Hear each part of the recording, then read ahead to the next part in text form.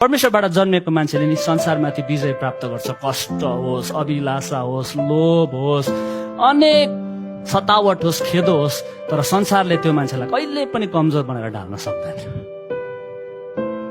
किनकि ऊ भित्र चाहिँ विजयी परमेश्वर हुनुहुन्छ। यसै कारण प्रभु येशूले भन्नुभयो, धन्य जित्नेहरू